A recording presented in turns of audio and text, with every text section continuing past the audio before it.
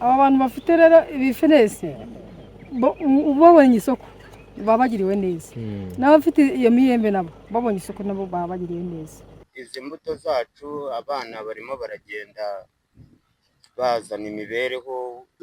Izo voka twazifataga nabi gute, zarazaga gutyo ukabona ari ikintu kiraho gutyo ukabona nta kamaro ishaka kukumarira. Turasaba uruganda rukora amaji. Kubera iki musaba uruganda rukora amaji? Kugira rudufashe nyine tuzajye tubibonera hafi. Abakora ubuhinzi bw'imbuto ziribwa mu cyanya cy'imbuto giherereye mu karere ka Kayonza gihuriwe n'imirenge ya Murama, Kabarondo n'igice gito cy'umurenge wa Remera mu karere ka Ngoma baravuga ko bahura n'ibihombo baterwa no kubura isoko ry'umusaruro wazo. Ibi ngo bituma zimwe mu mbuto ziborera mu murima, barasaba ko bakubakirwa uruganda rukora imitobe kugira ngo bajye bagurisha imitobe aho gutegereza ko babona abaguzi b'imbuto. Turasaba yuko mwatuzana uruganda rutunganya akavamo amaji, kadutunganyiriza amaji, mukazana nyine n'amafaranga ni makeya yo baduha. Turashaka nyine ko mwatuzanira uruganda kuko ibiciro ni bikeya, wenda tukadutunganyirizamo amaji tukabasha kubona nyine imisaruro yacu ikabona agaciro.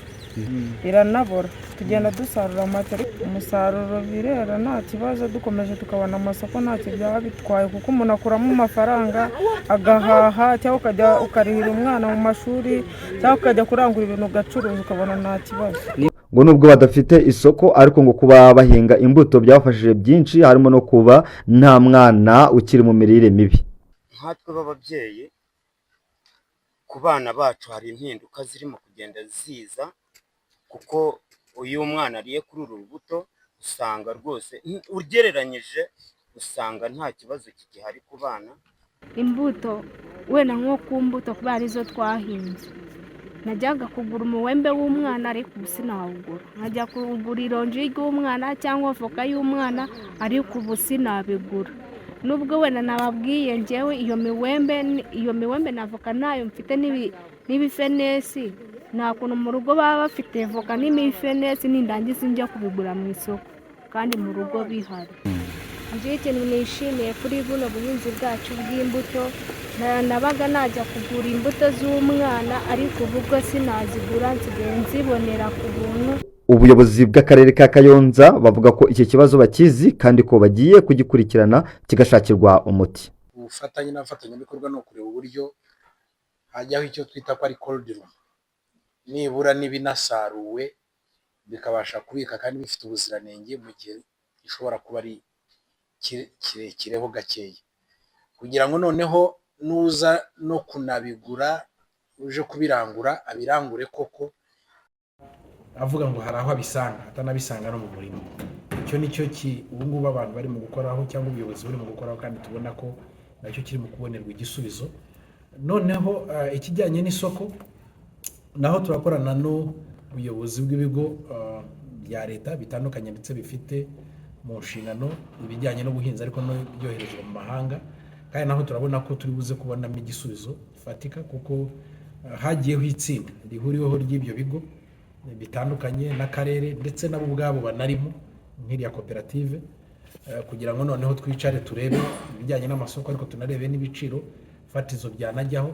Ariko noneho igikomeye ni ukugira ngo niba nasarura babone aho babika, nk'uko nari mbivuze, hahandi turi mu gushaka ko hubakwa cold room izabasha kujya ibibika, nubwo banabisarura akamenya ngo birabitswe ni icyumweru ni ukwezi nta kibazo gihari, kugeza igihe ababibone abaza kubigura baza bakanabigura.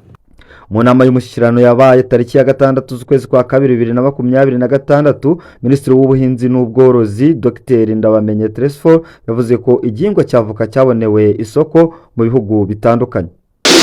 Dubai bantumye no mu Burayi ngo bakeneye avoka, bakeneye avoka nyinshi. Urebye avoka dutwara muri ibyo bihugu ni nkeya. Abarongera ngo masabe njyewe ndi Minisitiri w'Ubuhinzi n'Ubworozi mumfashe kuzishaka, abantu baje muri iri koraniro mumfashe kuzishaka kugira ngo tubashe kuzamura umusaruro w'ibijya mu mahanga. iki cyanya gihinzweho imbuto zitandukanye ariko muri zo harimo imyembe 160, avoka ni 100, ibinyamacunga 60, ibifenesi ni imbuto 60, ibinyomoro nabyo ni 60. Umushinga ukaba waratangiye gutera izi mbuto mu mwaka w'2021. Ndi Sam Ndagije, Hope TV Rwanda, mu karere ka Kayonza.